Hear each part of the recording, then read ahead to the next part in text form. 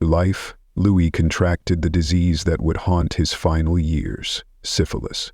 The poet king, once filled with dreams of art and learning, began to unravel from the inside out.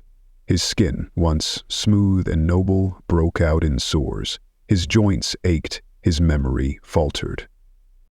The court watched in silence as their young monarch became a shadow of himself, a living ruin cloaked in silk.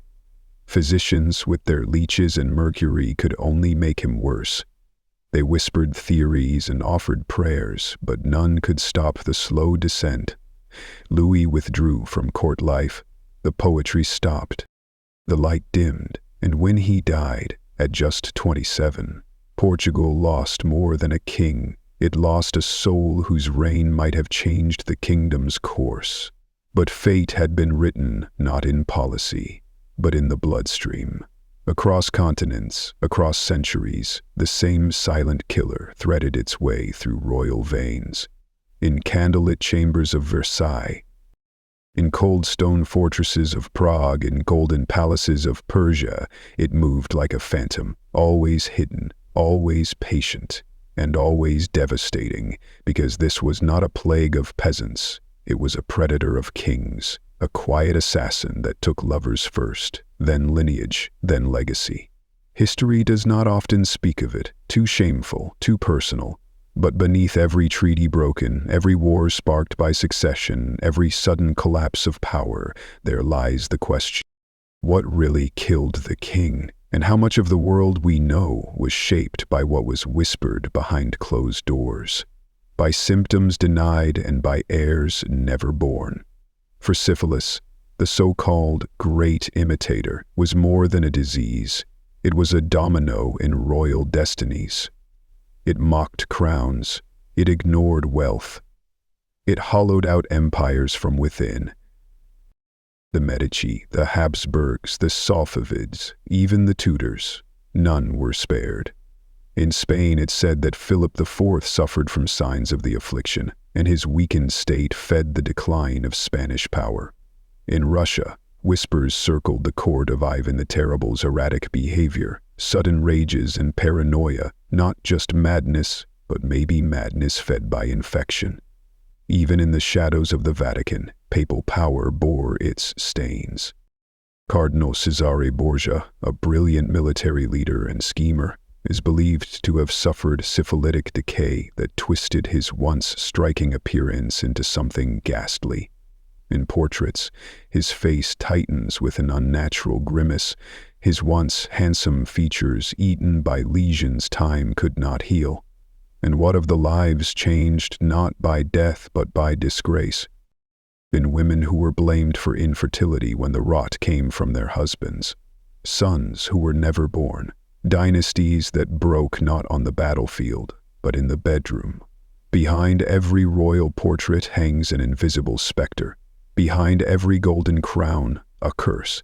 Because in an age when kings ruled by divine right, what did it mean when the divine could not protect them? What did it mean when the very bodies of the chosen were no longer pure? These monarchs were supposed to be God's anointed, but what if the gods had turned away? What if the throne itself had become a seat of infection? And what if the real story of Europe's power wasn't one of strategy and war, but of disease, unseen, untreated, unstoppable? The tragedy of syphilis was not only its cruelty, but its irony. It traveled with love, with lust, with intimacy. It thrived in the very acts meant to bind families, create heirs, forged alliance. It twisted joy into grief, passion into poison, and worst of all, it lingered. It passed through generations. A grandfather's sin becoming a grandson's curse, a fleeting affair costing a century of peace. We speak of royal bloodlines as if they are sacred and unbroken, but history shows us otherwise. These lines were fragile, fractured, rewritten by disease as much as by decree. And in their weakness, the course of the world shifted. Wars were fought not just over land or ideology, but over questions of legitimacy, questions born from sickbeds, miscarriages, and the quiet shame of kings. Pushed mercury, arsenic, and bloodletting, not to cure but to preserve appearances. Better to die from treatment than to admit the truth. And so truth itself began to rot. Not all records survive. Some were burned, some never written. But in the gaps of history, the shape of disease emerges. In the sudden silence of a promising prince, in the quiet burial of a stillborn child, in the hastily arranged marriage that replaced a bride who took ill. Even in the change of fashion, high collars, powdered wigs, fans to cover sores, the signs are there. We just haven't always looked closely enough, and so we come to the darkest irony of all, that the rulers of the world, cloaked in silk and gold, were never safe, that the mighty were as vulnerable as the meek, that power could not purchase immunity. That thrones were built not on granite, but on fragile human flesh, and flesh fails. Over and over again, history remembers what it wants to remember. The victories, the coronations, the myths. But in the silence between those stories lies another history. One of pain, of fear, of secrets buried with the dead. A history whispered through ruined bones, locked letters, and stained linens. This is the history of a disease that wore a mask and danced with kings, a parasite that chose no side, favored no nation, and devoured empires from within. A plague so intimate, it never needed to invade. It only had to be invited. It begins again, this time in the icy corridors of Russian grandeur, where opulence concealed rot and paranoia held the throne tighter than any monarch ever could. Tsar Peter III was never meant to rule alone. Born weak in constitution and mind, he was groomed more like a puppet than a sovereign. But bloodline demanded obedience, and so he wore the crown, awkward and unsteady. Behind the polished walls of the Winter Palace, he spent hours with toy soldiers and foreign uniforms, obsessed with Prussian war games, but blind to the brewing storm within his own empire. His wife, the formidable Catherine, watched with growing contempt as her husband unraveled. He drank heavily, he raged without cause. He suffered hallucinations. Many believed he was simply mad, but others, physicians, chambermaids, secret lovers, spoke in whispers of sores hidden beneath royal robes, of nights filled with fever and confusion. Peter III, it seemed, may have been yet another victim of this same silent plague. Syphilis does not discriminate. It waits, it festers, and in Peter, it turned a fool into a liability. Within months, Catherine moved swiftly. The coup was staged. The Tsar was arrested, and days later, dead. Officially, it was illness.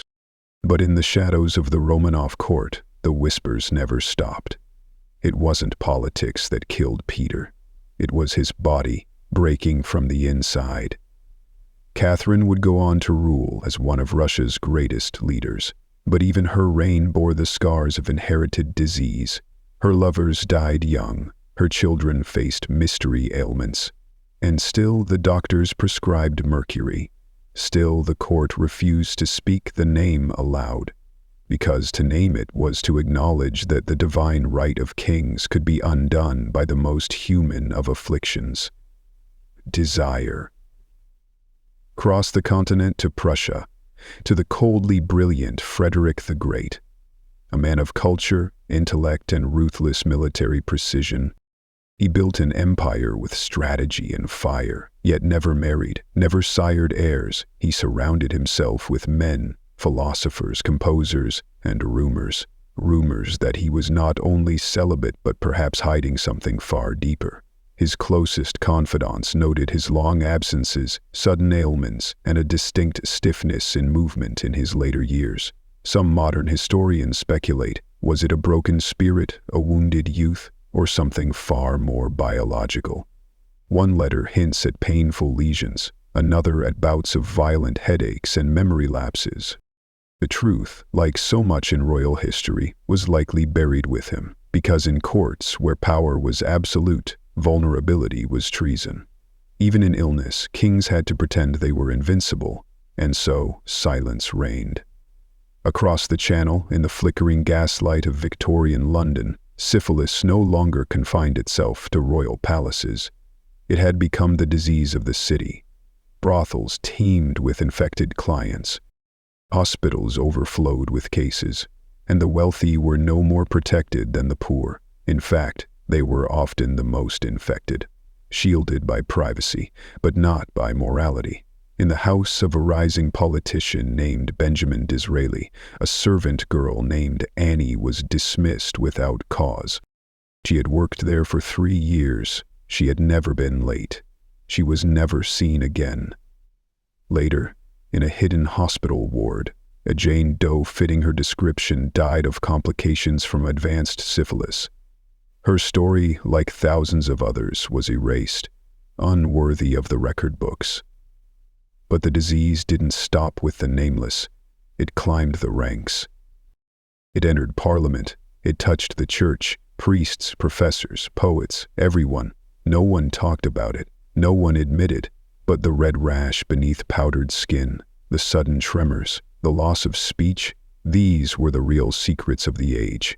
Even Charles Darwin's circle was not untouched.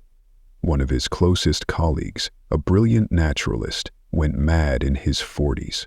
At first it was called nervous exhaustion. Then melancholia. Finally he was locked away. Historians now suspect neurosyphilis, the final, most devastating form of the illness, where the brain itself decays, slowly and irreversibly. And perhaps this is the cruelest part of all, that syphilis did not only destroy the body, but the mind. It turned kings into cowards, poets into madmen, queens into ghosts. It left no scars on stone monuments, but shattered every heart it touched. And in the New World, it began to mutate into something even more horrifying. When Columbus returned from the Americas, he brought not just gold, not just conquest, but a biological weapon. The first outbreaks of syphilis in Europe occurred just years after his return, spreading faster than any known disease before it. Some say it came from the Caribbean. Others argue it was always in Europe, lying dormant. But what's undeniable is what followed. Soldiers in Naples lost their noses. Women in Paris wore veils not for modesty, but to hide lesions. By 1500, the disease had become so violent it was nicknamed the French disease, Neapolitan disease, Spanish sickness, depending on who you hated most.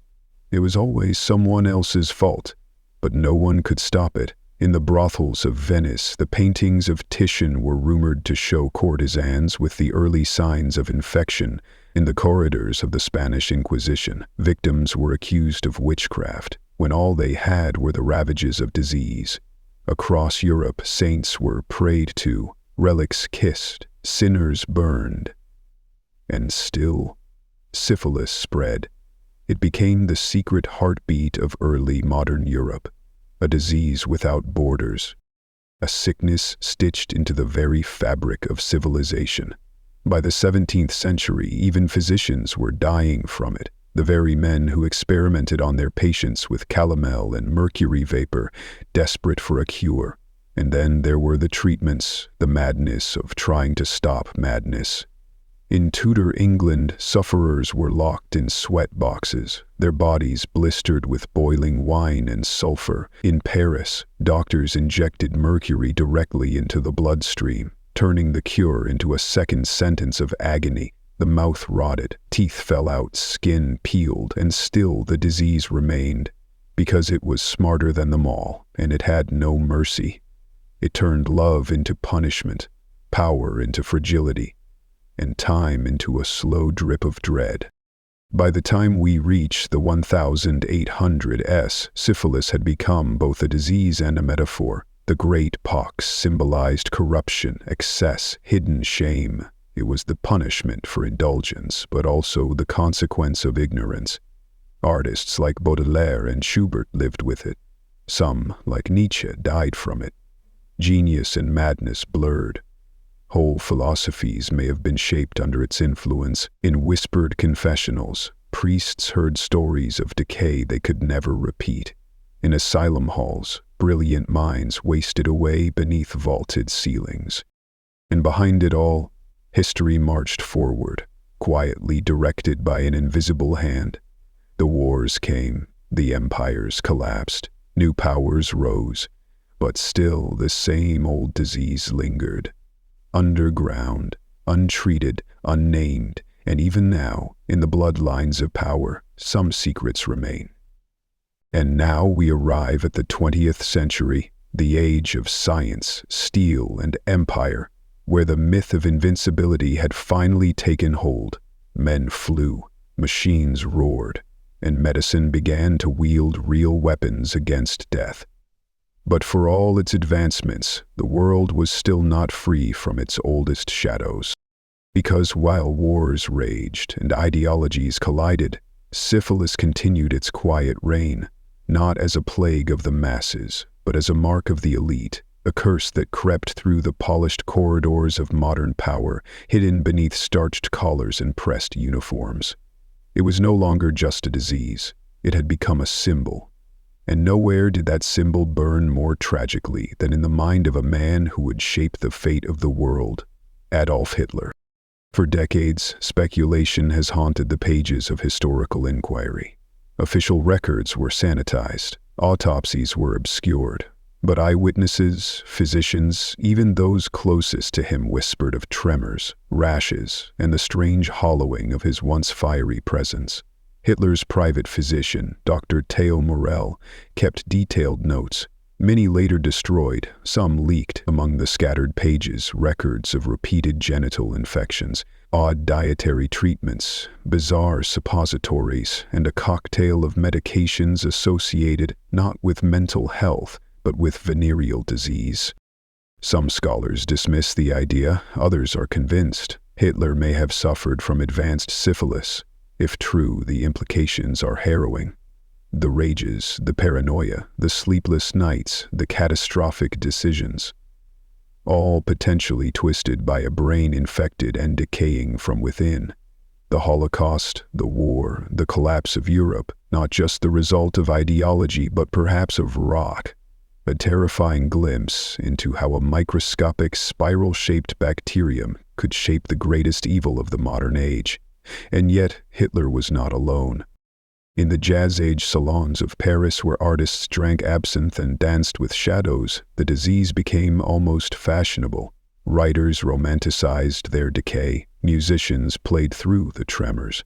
The world knew of the horrors, but it was cloaked in poetry and perfume.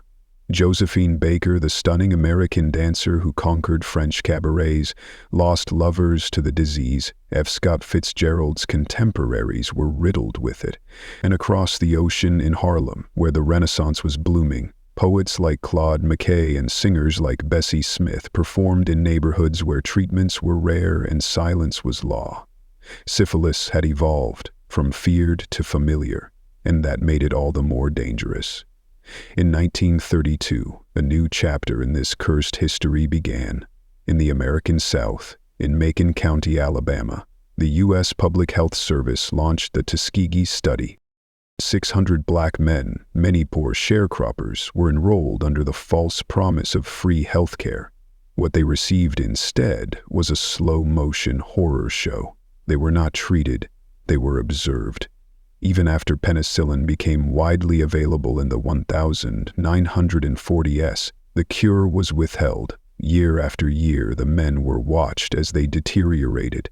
Blindness, madness, death. Their wives were infected. Their children were born with congenital syphilis. It wasn't science. It was betrayal. For 40 years, the study continued. The secret buried in government archives. The victims dismissed as data. When the truth was finally revealed in 1972, the country was horrified.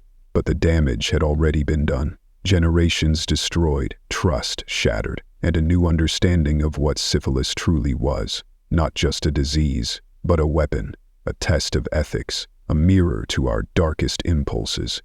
The world now knew how far people would go in the name of knowledge, and yet, in some parts of the world, it was still business as usual. In South America, dictators and generals ruled with impunity, many living in grand isolation, surrounded by concubines, bribed doctors, and secret treatments.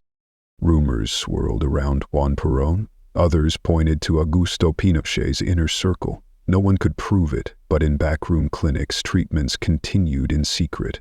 Penicillin shipped in under different names, patient charts marked only with numbers. Even now, in the 21st century, the story hasn't ended. In the age of satellites and genetic engineering, syphilis is not extinct. In fact, it's rising again, quietly, steadily, slipping through the cracks of modern medicine. In wealthy cities, in rural towns, among the powerful, among the forgotten. Because shame still clings to it.